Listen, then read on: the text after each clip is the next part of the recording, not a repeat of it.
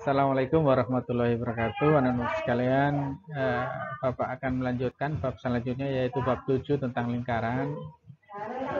Kompetensi dasar yang akan kita pelajari pada bab ini adalah yang pertama adalah sudut pusat, sudut keliling, panjang busur dan luas juring lingkaran.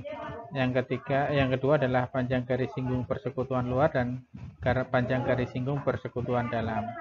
Kemudian menyelesaikan dalam masalah yang berkaitan dengan yang Bapak terangkan tadi di atas tadi dalam kehidupan sehari-hari.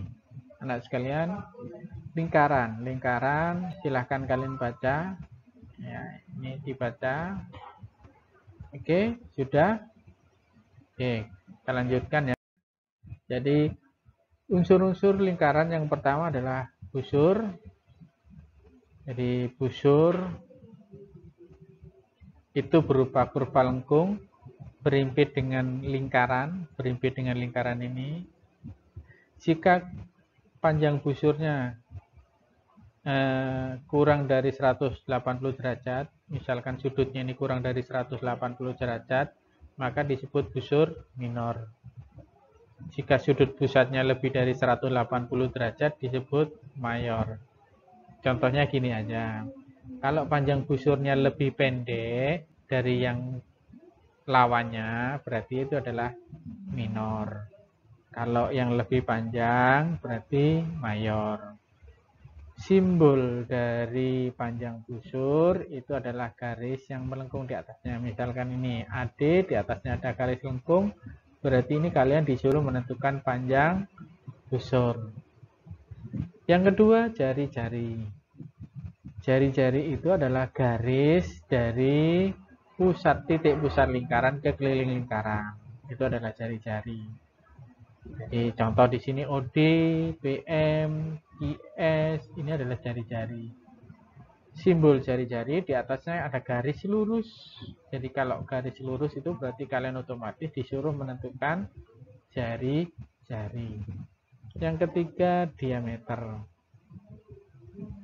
Diameter itu garis yang menghubungkan antara keliling lingkaran satu dengan keliling lingkaran ini. Ya, dengan catatan harus melewati titik pusat.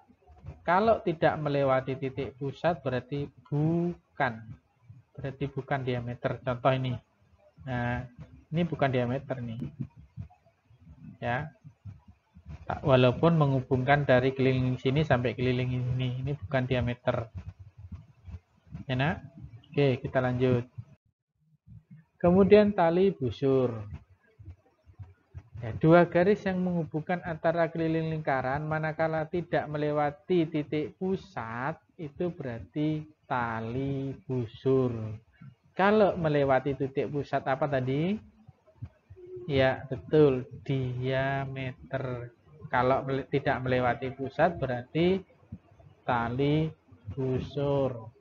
Kemudian apotema. Misal EF ini apa namanya? Betul, tali busur. Dari tali busur itu kamu tarik garis melewati titik pusat yang tegak lurus, itu namanya apotema. Ada apotema. Ya. Oke. Ada apotema.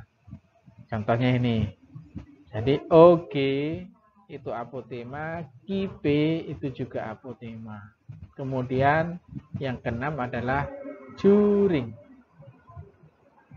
Juring itu kayak kalian makan donat. Jadi makan donat yang kamu makan itu adalah juringnya. Juring yang kecil namanya juring minor, juring yang besar adalah juring mayor. Ya, Pak, kalau yang sama begini gimana? Ya sama, gitu aja. Tidak mayor, tidak minor, berarti sama. Jadi ini adalah juring, nak ya.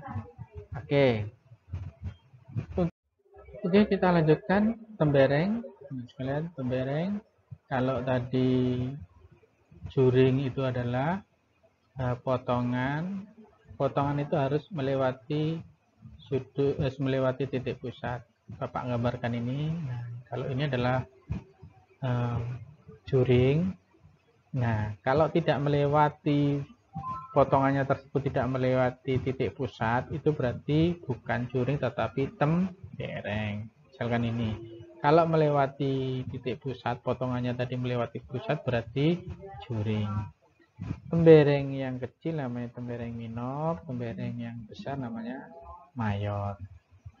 Nah, yang ini adalah sama besar. Tidak ada minor, tidak ada mayor. Kalau ini berarti sama. Kita lanjutkan dengan sudut pusat. Sudut pusat itu terbentuk oleh dua buah jari-jari. Dua buah jari-jari. Nah, ini adalah sudut pusat. Sama, kalau sudut pusat yang kecil ya berarti sudut pusat minor, yang besar berarti sudut pusat mayor. Kemudian ada yang sama. Itu anak-anakku sekalian pelajaran hari ini. Bapak mohon maaf manakala tidak jelas. Kita akhiri pelajaran ini dengan baca Alhamdulillahirabbil alamin. Subhanaka Allahumma wa bihamdika asyhadu an la ilaha illa anta astaghfiruka wa atubu ilaik. Sekian dari Bapak. Assalamualaikum warahmatullahi wabarakatuh.